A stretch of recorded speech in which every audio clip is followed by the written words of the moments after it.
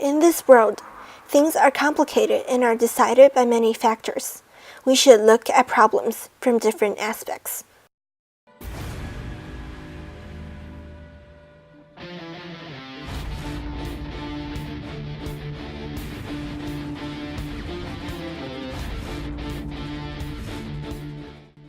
Amidst all the chaos during the 20th century, Chairman Mao initiated Project 523 in the 1960s, allowing an important discovery to take place in China that saved the lives of millions.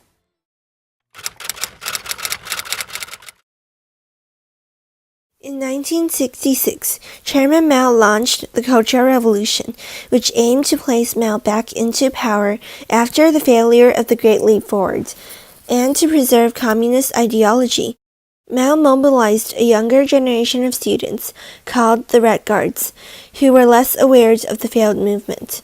Under Mao's orders, they publicly humiliated and persecuted millions of intellectuals and landlords. Mao was also anti-imperialist, and he wanted to spread international communism. Wishing to remove Western ideology and culture from China, he looked toward self-determination and regaining the nation's past sovereignty. 文化大革命，文化刚才我说那个层面，它包括几千年来继承下来的东西。你把它 kill， 把它 destroy， 是不可能的。一个国家的文化不可能一下改变。为什么叫文化大革命？只不过是政治家利用它 on the pretext of culture to attain an ulterior motive. While the Cultural Revolution was taking place in China, the Vietnam War was as disastrous in Vietnam. It began from years of colonial conflict between France and Vietnam. And after France's defeat, the two nations signed a peace treaty in 1954.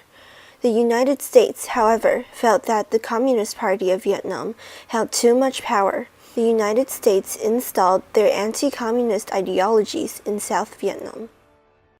With the United States backing South Vietnam, Southern forces nearly took over North Vietnam. Adding to the chaos, malaria broke out in the country. Ho Chi Minh, leader of the Northern forces, appealed to Mao for military support. Agreeing to aid the Viet Cong, Mao initiated a Project 523. Tu Yo-yo, a young scientist studying at the Academy of Traditional Chinese Medicine, was recruited along with hundreds of other scientists. She made a groundbreaking discovery through this project by the end of the Cultural Revolution. The goal of Project 523 was to search for a drug to treat malaria, one of the deadliest diseases throughout human history. The first malaria parasite appeared in Africa approximately 3 million years ago. Originated from gorillas, this parasite was introduced to humans about 10,000 years ago. It is usually transmitted through a specific species of mosquitoes. The virus mutates rapidly and has the ability to spread resistance by recombining. Although humans have been battling malaria for centuries, malaria remains a leading cause of worldwide death. The parasite Plasmodium tends to evolve very rapidly, and the drugs, and it gains resistance to the drugs, which the anti-malarial drugs which are available. So I think that is also one of the reasons why it is difficult to have one drug cure all the malarial parasites. Shortly after the initiation of the project, Tu and her team obtained more than 2,000 herbal, animal, and mineral prescriptions. However, despite testing hundreds of prescriptions on rodent malaria for 2 years, Tu and her team reaped few promising results. Among the many herbs that were experimented, an herb called Chang or sweet wormwood showed few varying effects in inhibiting the malarial parasite during the initial experimentation. In search of a solution, Tu looked into Ge Hong's Handbook of Prescriptions for Emergencies. Ge Hong was a famous doctor and alchemist during the Jin dynasty who founded many therapies that are still used today. He wrote the first handbook for emergency medicine, the Handbook of Prescriptions for Emergencies, which contained many prescriptions for common illnesses during the Jin dynasty.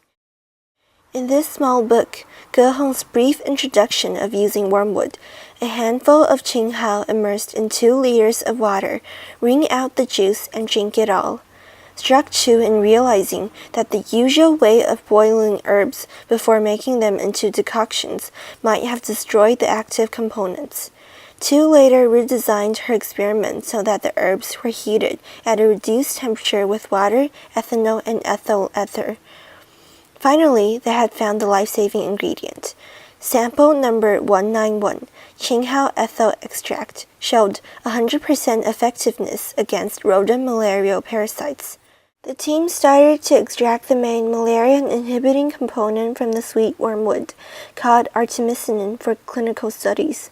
Although its toxicity brought up questions of safety within the team, time was running out as the malaria epidemic season was ending. If they debated for too long, they would have to wait another year to test their findings. Despite the risk of unknown side effects, Chu volunteered to take the extracts herself. Since Chu did not experience any severe side effects, her team treated 3 more patients who all recovered after the administration of artemisinin capsules. Although Mao aided the Vietnamese communists during the Cold War, China and Vietnam did not have a friendly relationship. Additionally, China had argued with Vietnam over Chinese borders, which presented another conflict of interest between the 2 nations. Despite these clashes, Mao was willing to aid the Viet Cong, a decision that contrasted with their originally unfriendly relation.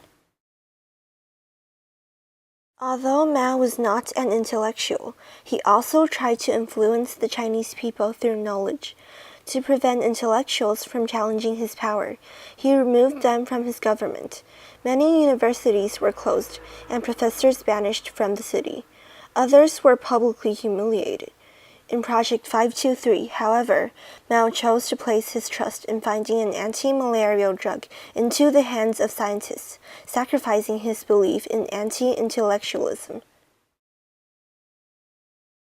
During the Cultural Revolution, Mao sought to remove past Chinese culture, known as the 4 Odes: old customs, old culture, old habits, and old ideas. In Mao's establishment of Project 523, however, Chu utilized ancient Chinese scrolls on medicine to carry out her research. As a type of treatment invented by their ancestors, the Chinese commoners deeply trusted traditional Chinese medical therapies and medicines. By allowing Chu to turn to pre-modern literature for his project, Mao indirectly gave recognition to the wisdom of past Chinese doctors and traditional medicine. Mao's Project 523 has saved millions of lives, and his stand impacted history significantly. Artemisinin remains an important discovery, as its derivatives are solutions to many diseases today, such as cancer. However, in July 2016, malaria resistance to artemisinin was confirmed in 5 countries in the Great Mekong subregion. Nonetheless, Chu's work significantly lowered the number of deaths caused by malaria each year. Project 523 contradicted Mao's stance against intellectual elites and traditional Chinese culture. Although he exiled professors and closed universities during the Cultural Revolution, he recruited scientists all over the country to participate in this project. Project 523 also involved the use of medical literature, countering Mao's original goal to destroy ancient Chinese culture. By allowing scientific research during the Cultural Revolution, Chairman Mao went against his own ideologies. Nonetheless, Mao's agreement to aid the Viet Cong during the Vietnam War indirectly gave Tu Youyou a chance to show the world her success, and she later won the Nobel Prize Award in Medicine. He took a stand through Tu Youyou against some of his original ideologies, which represents his larger stand against Western imperialism.